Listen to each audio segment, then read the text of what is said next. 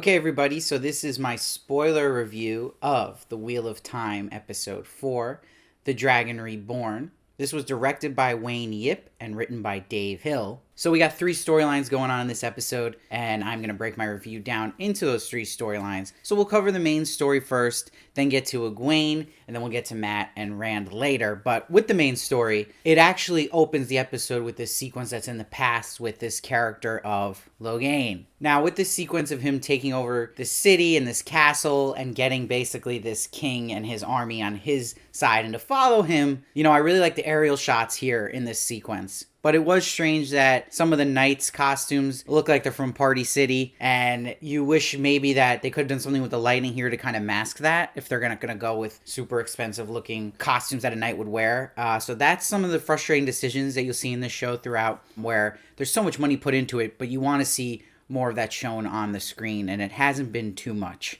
But the cool thing about this whole Logain story is that these voices he's hearing, he thinks it's dragons from the past, but it's really just this madness that has overcome him. And I really like how they kind of warmed us up to that, and that we didn't know if he was a dragon reborn or not, if he was just a poser, and that we get the payoff already by the end of this episode. What's interesting, as this episode went on, this might not be a very popular opinion, but one of my favorite characters so far is now Liandrin, who wears the red. I was agreeing with a lot she was saying in this episode. I don't know what that says about me, but it seems like she was right from the start, screw all the traditional rules here and being honorable. Let's just take care of this guy and channel him, because she ends up doing it anyway by the end of this episode, and it probably would have prevented Corinne from dying, who Corinne, what they did go with her story, she's being the honorable one, and she's the one who pays the price in the end. But I do like with all these characters that it seems like there was a good pace to giving us all this information about the different colors.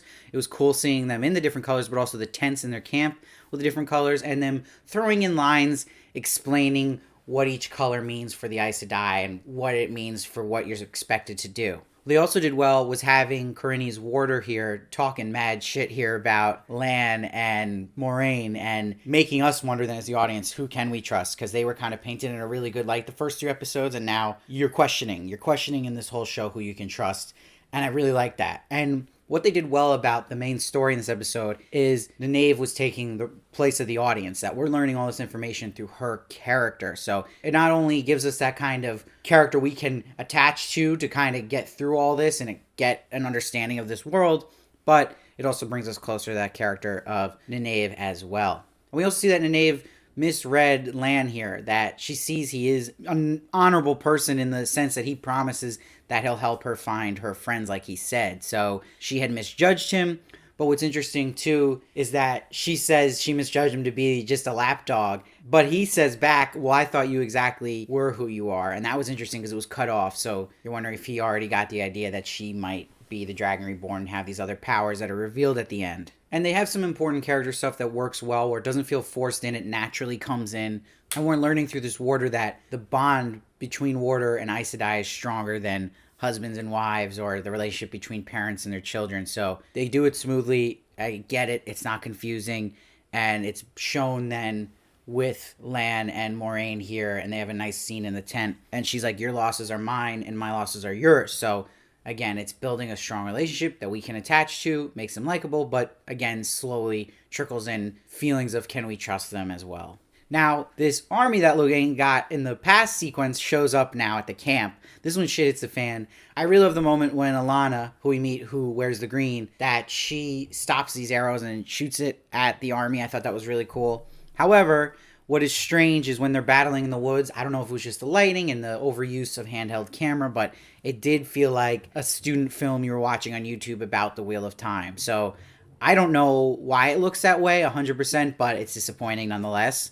And what disappoints me is you'll see, even in the moments here we're going to get that are big with Logain and the CGI not being so great, and we know it's such a huge budget for Amazon. What worries me is no matter what the budget is, this is also Sony Pictures Television, so whenever I see Sony, I worry, especially their CGI history. You could see it in the Venom movie and Spider-Man movies. It's not great. No matter how much money you give Sony and they put into a project, they just don't have a great reputation of giving quality content all the time and high quality. So This does not surprise me when you see in the credits that Sony and Amazon did this as a joint project. I really like this line Moiraine says to Logain where she's like, the wheel doesn't want anything, it's people who want. And it's a nice way to just show the difference in those two characters, to give us a better idea of the wheel and what people believe about the wheel.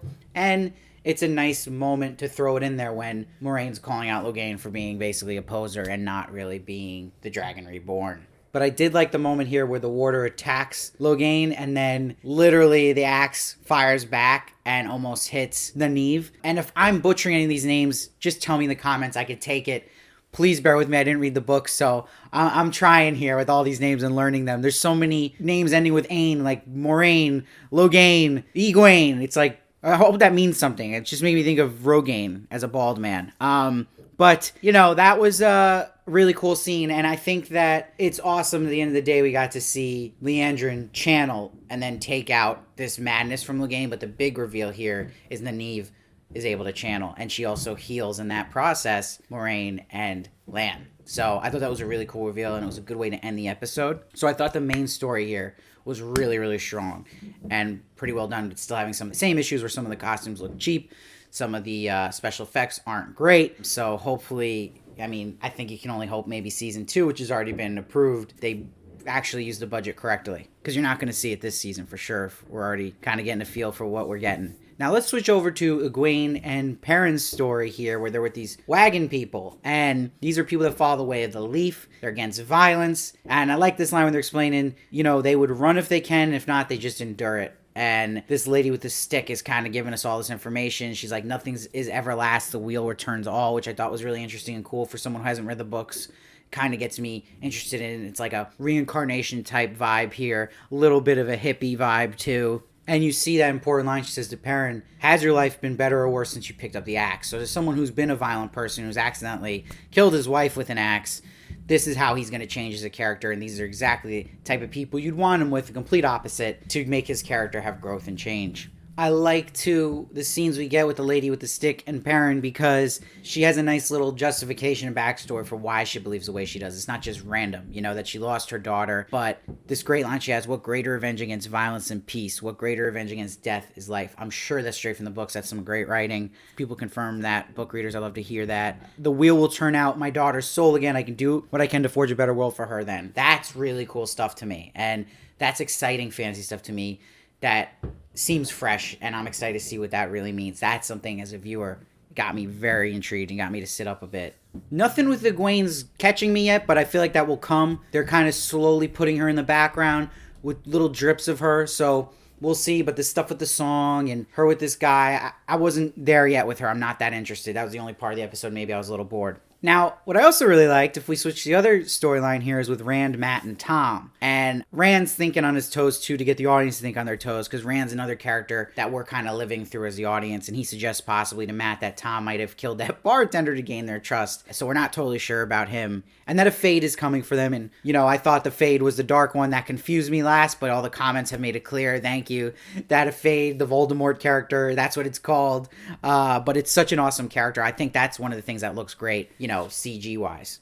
And you see the difference between a character like Tom and Rand, and what makes Rand a good guy is he wants to ask to go into this barn, and Tom just wants to sneak into it. Again, makes you not really trust this guy, Tom, in general. But you see quickly, and I like how they do it so subtle, that Tom sees Matt go for his blade when this man who owns the barn confronts them. And that will lead nicely into Matt puking this black at night, and it reminds me almost, if we want to go fantasy here, of like Frodo getting possessed by the ring in a sense. And this little girl gives him bread, which I thought was a nice moment. And this obviously hits him because he misses his sisters who are young like her. She gives him her doll. I don't think it was totally earned the moment when they leave and the doll's on the ground. He forgot it. I don't think there was enough time given to that to really be like, oh, it was just okay. I get what they were going for, but I don't think there was enough weight to it with the girl yet. It was a quick scene with her and Matt. Maybe too quick. But this was some interesting stuff too, where Tom brings up to Rand about his nephew Owen, who reminds him of what Matt's going through. And that he snapped and eventually threw a rock without using his hands. So he's like, the Dark One corrupted the one power so men couldn't use without going mad. So this directly relates to Logain in the rest of the episode. So I like that kind of all ties in together. And it also ties in how he explains that Aes Sedai gentled him. And the problem with that is when you cut off from the power that you had, there's not life to you anymore. And that he slit his own throat. So that's why he's like, keep Matt away from those women. So that's really interesting and a completely different perspective than someone like Leandrin. And then we get this really cool sequence when Rand's having a nightmare. And it's like Perrin, I think he's chopping his wife in that nightmare, if someone can confirm that. And the Dark One's grabbing, I think it's the Dark One, is grabbing Egwene. Maybe it's not the Dark One, this, character with the fire in its eyes.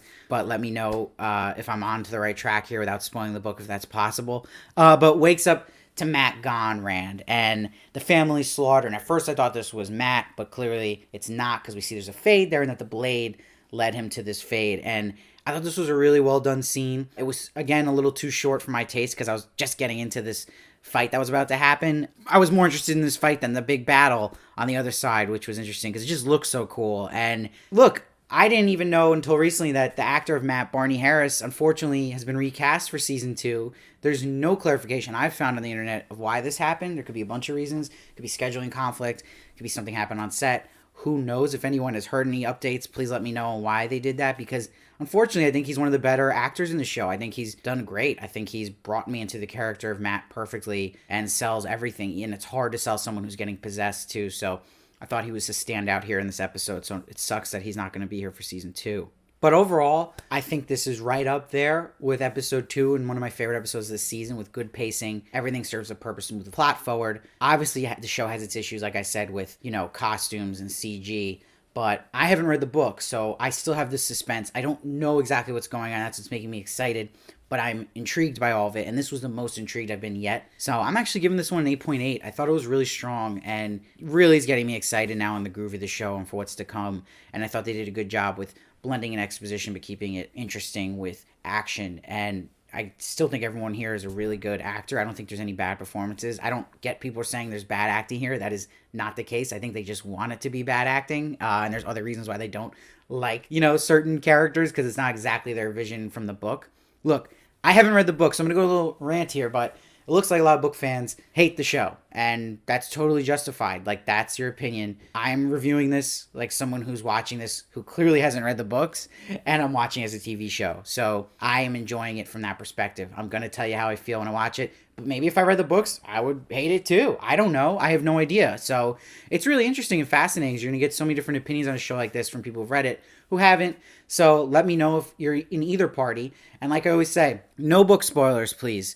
Let's keep that somewhere else. You can talk about the books, but stuff we've already seen. But please don't spoil. Let us enjoy this for the first time. But yeah, I love book readers to explain some stuff maybe I got wrong, or kind of clarify some stuff. Even cool if someone can clarify the color stuff. I think people would love to read that. I appreciate all the stuff you guys bring to this too. We're doing this together. This review, I consider us a team, so thank you, book readers. But I'm hoping I'm doing this some justice. And let me know what you thought of the episode down below. I read every comment and try to respond as many as I can. Please make sure to subscribe so you don't miss one of my reviews of The Wheel of Time. I'll be doing every single episode, so you're not going to want to miss that. And please follow me at Steve Varley Show on Twitter, Instagram, and TikTok for more of me. And I'll see you next time.